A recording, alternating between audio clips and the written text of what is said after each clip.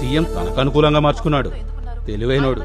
మనం వేరే ఇంకేదైనా ఇష్యూని ఎత్తుకోవాలి. ఇది క్లోజ్ అయిపోయింది. ఇప్పుడు వెనకడిగేస్తే అది బలహీనత అవుతుంది. సార్ మీకు ఫోన్ వచ్చింది. ఎవరు? బాబీ సార్.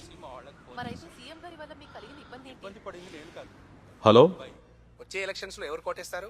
ఇంకెవరికి వేస్తాను? ముఖ్యమంత్రి గారి పార్టీకే వేస్తాను. మన దేశానికి ముఖ్యమంత్రి లాంటి నాయకులు చాలా అవసరం. మా లాంటి సామాన్య ప్రజలకు అండగా నిలబడడానికి, పేద ప్రజల కష్టాలను తీర్చడానికి, మంచి పరిపాలనతో రాష్ట్రాన్ని అభివృద్ధి పదంలో పరిగెట్టించడానికి ఈ కుర్రాడు మంచి ఫామ్ లో ఉన్నాడు. మళ్ళీ ఎన్నికవ్వాలి. మీ అబ్బాయి రాసిన ఆర్టికల్ గురించి మీరు ఏమంటారు? నిజం చెప్పాలంటే నేను ఇంతవరకు మా అబ్బాయి ఏం రాశాడో చదవలేదు.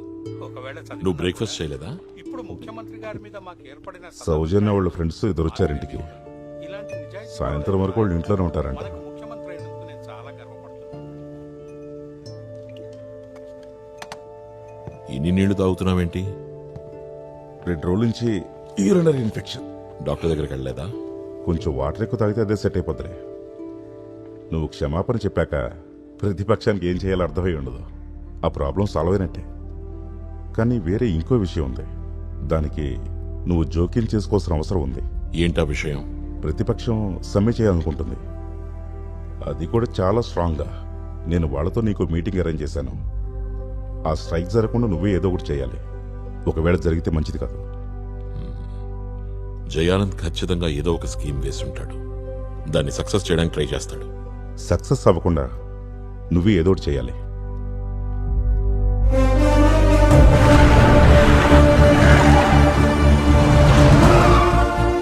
ఏదైనా తప్పు జరిగితే నిలదీయండి, లేదా ప్రశాంతంగా ధర్నాలు రాస్తారోకోలు చేయండి. అంతేగాని ఒక రోజంతా ప్రజల్ని బలవంతంగా ఇళ్లలోనే ఉండేలా చేయడం అంటే వాళ్ళ ప్రాథమిక హక్కుల్ని కాలరాయడమే. ఈ విషయాన్ని అర్థం చేసుకునేంత కామన్ సెన్స్, ఫాలో అయ్యేంత సివిక్ సెన్స్ మీలో కొంతమందికైనా ఉండుంటుందని నా నమ్మకం. దయచేసి మీ సమ్మె నిర్ణయాన్ని విరమించుకోండి. సీఎం చెప్పినట్టుగా మనం సానుకూలమైన నిర్ణయం తీసుకోవాలనేది నా అభిప్రాయం. అంటే మనం శాంతియుతంగా ధర్నా చేయొచ్చు కదా. సమ్మె చేయాలని మనందరం కలిసి తీర్మానించుకున్నాం కదా. క్షమాపణలు చెప్పినంత మాత్రాన ఇంత తీవ్రతరమైన ఆరోపణల నుంచి సీఎం తప్పించుకోగలనుకోకండి. విలేకరుల సమావేశం పెట్టి క్షమాపణ అడగడానికి ముందు ఆ కుర్రాన్ని అరెస్ట్ చేసి భయపెట్టేసి ఈ సీఎం తనను తాను కాపాడుకునే ప్రయత్నం చేశాడు. మీరేమంటారు సీఎం గారు? వాణ్ణి బెదిరించి భయపెట్టి నన్ను నేను సేవ్ చేసుకోవాల్సినంత అవసరం ఉందనుకుంటున్నావా? సుధాకర్ గారు, ప్రాబ్లం ఏంటి? ఒక ఇష్యూ వచ్చింది, అది పరిష్కారం కూడా అయింది. ఇంకా ఏంటి? బాబీ గారు, ఆ కాలేజీ కుర్రాడు ప్రస్తావించిన సమస్యలు మీరనుకున్నంత చిన్నవే కాదు.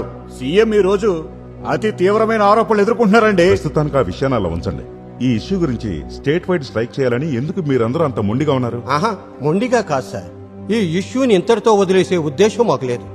నువ్వు పెద్ద తప్పు చేశావు. దానికి నువ్వు బాధ్యత వహించకుండా తప్పించుకోలేవు. ఇంకా ఆ కుర్రాడు మాత్రమే కాదు ఈ స్ట్రైక్కి కారణం. నవీన్ గారు లేవండి. రే భాను రండి. సరిగ్గా చూడండి. శాంతియుతంగా జరుగుతున్న ధర్నాలో మీ పోలీసులు చేసిన లాఠీ చార్జ్ ఫలితం. స్టేట్ వైడ్ స్ట్రైక్ చేయడానికి ఈ కారణం సరిపోతుంది, కానీ ఇందులో ప్రశ్నస్ లేదు. ఈ సంవత్సరంలో ఇప్పటి వరకు 2 రాష్ట్ర వ్యాప్త స్ట్రైకులు, 14 ప్రాంతీయ స్ట్రైకులు, అన్నీ మీరు చేసినవే. స్ట్రైక్ తేలిగ్గా తీసిపారేకండి. రాజ్యాంగబద్ధంగా నిరసన వ్యక్తం చేసే మార్గం అది. కరెక్ట్. అందుకే మేము సాధ్యమైనంత శాంతియుతంగా స్టేట్ వైడ్ స్ట్రైక్ చేస్తాం. తెలంగాణ చరిత్రలో అలాంటిది ఎప్పుడైనా జరిగిందా జీవన్? శాంతియుత రాష్ట్ర వ్యాప్త స్ట్రైక్. మనం అందరం ఇంకోసారి ఆలోచించుకోవాలని నా ఫీలింగ్. మీరేమంటారు భాస్కర్ గారు? అది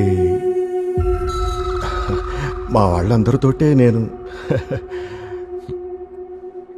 సార్, మీ ఉద్దేశం? మా అందరిది ఒకటే మాట, స్ట్రైక్ చేయాలనేదే మా నిర్ణయం. గవర్నమెంట్ని విమర్శించడానికి దారులు వెతుక్కోవడం, లా అండ్ ఆర్డర్ని ఎలా డిస్టర్బ్ చేయాలా అని చూడటం నేటి రాజకీయాల్లో ప్రతిపక్షాలు పోషిస్తున్న పాత్రలివే. ప్రజలకు మీ మీద విశ్వాసం పెరగాలంటే చేయాల్సింది గవర్నమెంట్ మీద విశ్వాసం కోల్పోయేలా చేయడం అని మీరు అనుకుంటున్నారు. కానీ ప్రతిపక్షం వ్యతిరేక పక్షం కాదు, మరో పక్షం అంతే. ఇంకా చాలు. ఈ సీఎం ప్రతిపక్షాల సమగ్రతనే క్వశ్చన్ చేస్తున్నారు. మేము మీతో పాఠాలు చెప్పించుకోవడానికి రాలేదు, అవమానపడడానికి రాలేదు. కూర్చో. సీఎం సార్, మీరు చెప్పాలని. సార్, ఈ మీటింగ్కి ఆహ్వానం వచ్చింది బాబీ గారి దగ్గర నుంచి. మేమందరం ఇక్కడికి వచ్చింది మీతో పరిహాసాలు ఆడడానికో, మీ ఆజ్ఞల్ని ఫాలో అవడానికో కాదు. మీరు అధికారంలోకి వచ్చి 2 సంవత్సరాల 9 నెలలైంది. మీకు మాకు నడిచిన హనీమూన్ పీరియడ్ ఈ రోజుతో ముగిసిపోయింది. మీ గవర్నమెంట్కి నిన్నటి వరకు ఇచ్చిన ఎగ్జామ్షన్స్ మొత్తం ఇక ఎక్స్పైర్ అయినట్టే. నువ్వు కూర్చున్న ఆ కుర్చీని కొంచెం గట్టిగా పట్టుకో సీఎం. రండి.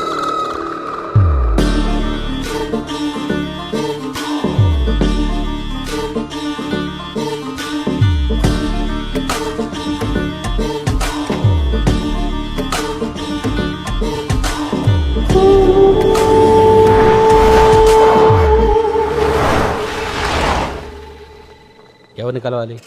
ముఖ్యమంత్రి గారిని.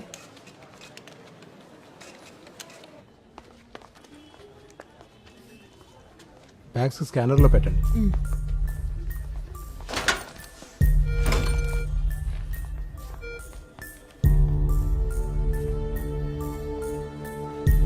భయపడకురా.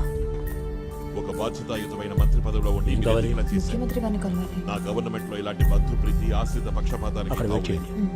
ఇప్పటికైనా నిజం చెప్పండి. ఎక్సైజ్ మినిస్టర్ ని సీఎం గట్టిగా వాయించేస్తున్నాడు. మనం ఇప్పుడు వెళ్ళిపోయి మళ్ళీ వద్దాం. సీఎం మూడు కరెక్ట్ గా ఉన్నట్లేదు. అదే కరెక్ట్. నా గురించి మీకు ఎవరో రాంగ్ ఇన్ఫర్మేషన్ ఇస్తున్నారు సార్. ఈ ఇష్యూకి సంబంధించిన అన్ని మనం కూడా మళ్ళీ ఇంకోసారి వద్దాం. డాక్యుమెంట్స్ టేబుల్ మీద ఉండాలి. సరే సార్, అర్థమైందా? ఏంటి సార్ మిమ్మల్ని కలవడానికి అపాయింట్మెంట్ తీసుకుందాం సార్. Sir shall we? నేను మీటింగ్ వెళ్తున్నాను, నాతో రండి. మేము యూనివర్సిటీ కాలేజ్లో స్టూడెంట్స్ మీ సార్. నా పేరు రమ్య, యూనియన్ చైర్పర్సన్.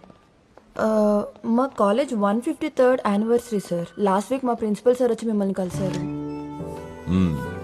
నాది కూడా ఇదే కాలేజ్, ఓల్డ్ స్టూడెంట్. నేను వస్తాను. నువ్వెందుకు వచ్చావు? తను కూడా వచ్చాను. ఏ తను ఒంటరిగా రాలేదా? లేదు, తనకి ధైర్యంగా. ధైర్యం? నీ కారణంగా స్టేట్ వైడ్ స్ట్రైకులు చేయబోతున్నారు. దానివల్ల సాధారణ జనం ఎన్ని ఇబ్బందులు గురవుతారో తెలుసా నీకు? పోస్టులు ఎవరైనా పెట్టచ్చు, కానీ వాటి వల్ల వచ్చే ప్రాబ్లమ్స్ ని సాల్వ్ చేయాల్సిన బాధ్యత వేరే వాళ్ళు తీసుకోవాలి. ఓపెన్ చేయండి. మీరిద్దరు నా ఆఫీస్లో వెయిట్ చేయండి. నా పేరు సంజయ్, నేను కాలేజ్ స్టూడెంట్ని. నాదో ఆర్డినరీ ఫ్యామిలీ. మా నాన్న ఒక హోటల్లో వెయిటర్, అక్క పార్కింగ్ లాట్లో ఉద్యోగం చేస్తుంది. వీళ్ళిద్దరి శాలరీస్తోనే మా కుటుంబం నడిచేది. ఒక్కరోజు వీళ్ళిద్దరు డ్యూటీకి వెళ్ళకపోయినా మేము కొంచెం ఇబ్బంది పడాల్సి వస్తుంది. ముఖ్యమంత్రి గారు వాగ్దానం చేశారు, తన వల్ల తెలంగాణలో ప్రజలకు ఎవరికి ఎలాంటి ఇబ్బంది కలగకుండా చూసుకుంటానని. ఇప్పుడు ఈ స్ట్రీట్ వైడ్ స్ట్రైక్కి ముఖ్యమంత్రి గారే కారణం. నేను ఛాలెంజ్ చేస్తున్నాను, ఈ స్ట్రైక్ రోజున మీకున్న అధికారాన్ని ఉపయోగించి జనాలకి రోజువారీ జీవితాన్ని జీవించే అవకాశం తెలంగాణ ముఖ్యమంత్రిగా అందించగలరా మీరు?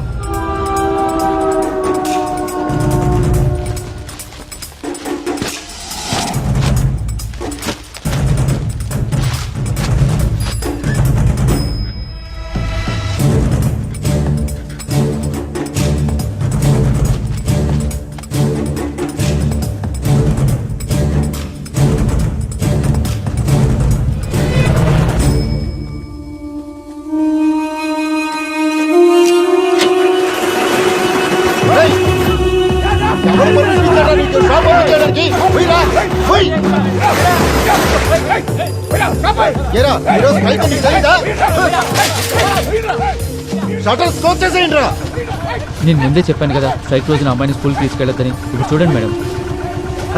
సైకిల్ ఎందుకు నడుపుతున్నారా? ప్లీజ్ అన్న, ప్లీజ్. సైకిల్ చెప్తే స్కూల్ కావాలా నీకు?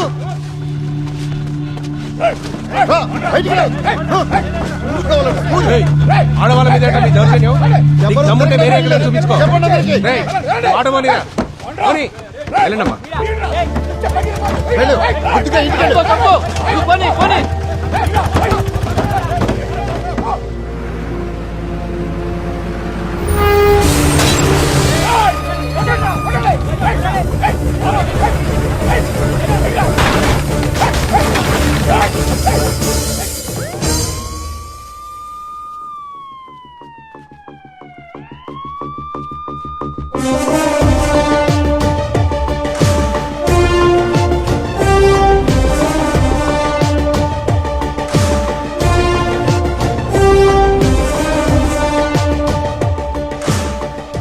ఇంచుమించు ఇది 300 గ్రాములు ఉంటుందా? ఇంకొంచెం వెయిట్ ఉండాలి, 1 కేజీ, కేజీన్నర దాకా. అప్పుడే ఆ గ్లాస్ బద్దలవుతుంది. ఇంతకు ముందులా కాదు, ఇప్పుడు చాలా స్ట్రాంగ్ గ్లాసులు బిగిస్తున్నాం బస్సులకి. ఎమ్మెల్యే అయ్యుండి నువ్వు ఇలా చేయడం బాధగా అనిపిస్తోంది. ప్రజల ప్రయోజనం కోసం స్ట్రైక్ చేస్తున్నప్పుడు వాళ్ళు కూడా కొంచెం అసౌకర్యాన్ని భరించక తప్పదు. కరెక్టే. నీకు ఓటేసిన వాళ్ళలో కొందరు ఆ బస్సులో కూర్చుని ఉండొచ్చని మర్చిపోవద్దు. పౌర హక్కుల కోసం పోరాడేటప్పుడు పౌరుల రక్షణ, పౌరుల ధర్మం మర్చిపోవద్దు. ఏదేమైనా మీ ఎమ్మెల్యేలు కొద్ది రోజులు జైల్లో గడపాలి. స్టేట్ గవర్నమెంట్ కేసు పెడుతుంది, ఫైన్ కూడా కట్టాల్సి ఉంటుంది. ఓ 10,000 20,000 ఎవరైనా ఏర్పాటు చేసుకోండి. అరెస్ట్ చేయండి.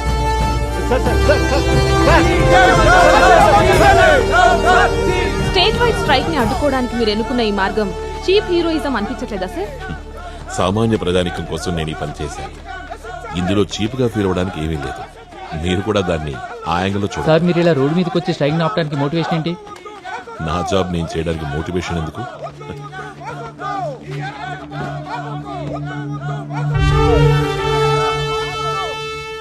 Challenging the chief minister. ఈ స్ట్రైక్ వల్ల సామాన్య ప్రజలు పడే ఇబ్బందుల్ని వివరిస్తూ నన్ను ఛాలెంజ్ చేస్తూ ఉండాలి నీ వీడియో. నువ్వు నన్ను అడిగే ఒక్కొక్క క్వశ్చన్ సమ్మెలకు వ్యతిరేకంగా తెలంగాణలో సామాన్య ప్రజల ఫీలింగ్స్ ప్రతిబింబించేలా ఉండాలి. ప్రతిపక్ష పార్టీలు పిలుపునిచ్చిన రాష్ట్ర వ్యాప్త 12 గంటల సమ్మె పూర్తిగా విఫలమైంది. అన్ని చోట్ల దుకాణాలు యథావిధిగా తెరుచుకున్నాయి. వాహనాలన్నీ రోడ్లపై స్వేచ్ఛగా తిరుగుతున్నాయి. స్కూళ్లు, ఆఫీసులు ఎలాంటి ఆటంకాలు లేకుండా నడిచాయి. ప్రతిపక్షాలు ప్రతిష్టాత్మకంగా భావించిన రాష్ట్ర వ్యాప్త సమ్మె సంపూర్ణంగా విఫలమైంది. అక్కడక్కడ చెదురుముదురు సంఘటనలు మినహా రాష్ట్రమంతటా ప్రశాంత వాతావరణం నెలకొంది.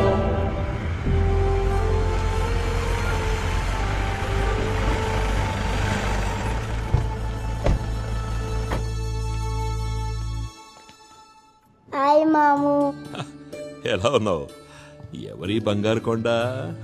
ఎప్పుడొచ్చావు? రాగానే నీకు ఫోన్ చేయమని చెప్పాను. వింటేగా నీకు సర్ప్రైజ్ ఇవ్వాలని చెప్పి ఎదురు చూస్తూ కూర్చున్నా.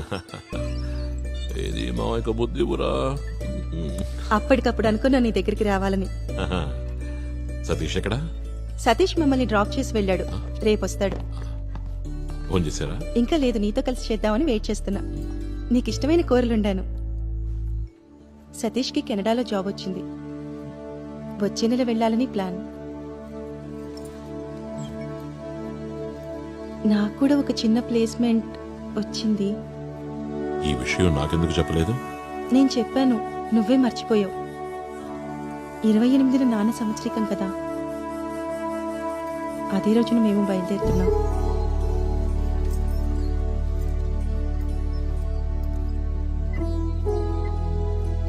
నా దగ్గర కొన్ని రోజులు ఉండొచ్చుగా నీకు వీలైతే? లేదని రేపు ఉదయమే వెళ్ళాలి. కొన్ని పనులు బ్యాలెన్స్ ఉండిపోయాయి. సతీష్ కూడా బిజీగా ఉన్నాడు.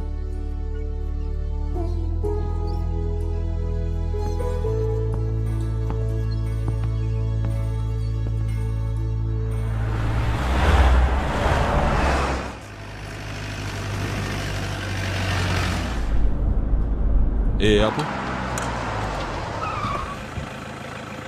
అక్కడి నుంచి నా కురాన్ని పిలువు. సంజయ్. Okay sir. సంజయ్. ఎక్కడికి రా? ఇంటికి సార్. కొంపలు మునిగే పనులేం లేవుగా? లేదు సార్. అయితే పడ్డకు. ఎక్కడా?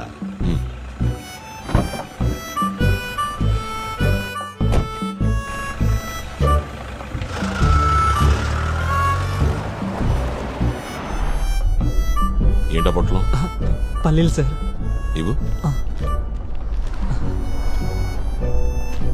ఇవన్నీ తింటారా మీరు? ఎందుకు తిన్నావు? గొంతుది కదా. నేను పల్లీలు కొనుక్కుని తినేటప్పుడు వీటి ఖరీదు 10 పైసలు. 10 పైసలు కాయిన్ చూసావా?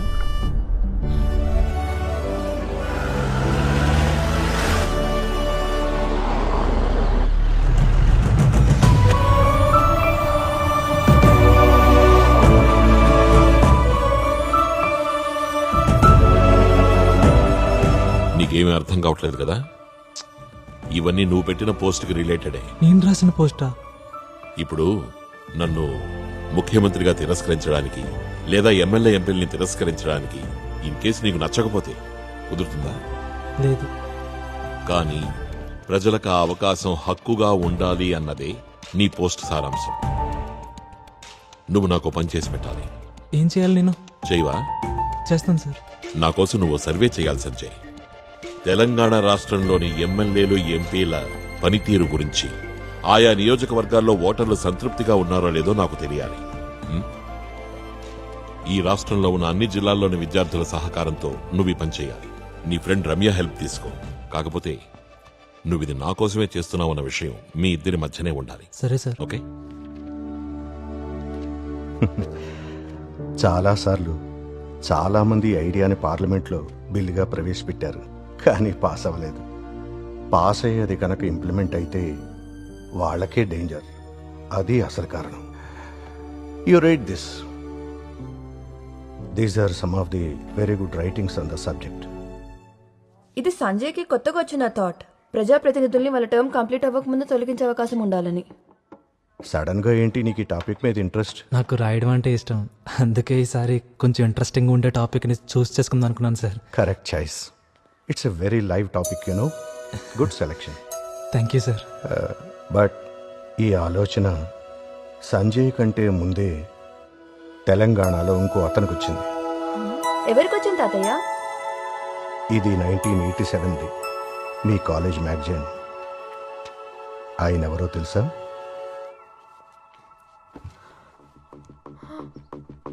ఓ మై గాడ్.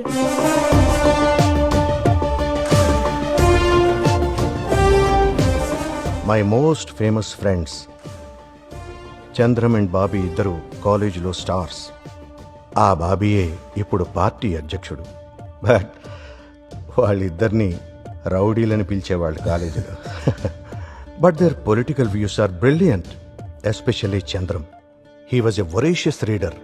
ఒకరోజు కాలేజీలో పెద్ద గొడవ జరిగింది. ఆ గొడవ పొలిటికల్లీ రిలేటెడ్. చంద్రం తలకి గాయమైంది. 3 రోజులు స్పృహ లేకుండా హాస్పిటల్లో ఉన్నాడు. But he came out of it. ఆయన ఈరోజు తెలంగాణ రాష్ట్రానికి ముఖ్యమంత్రి.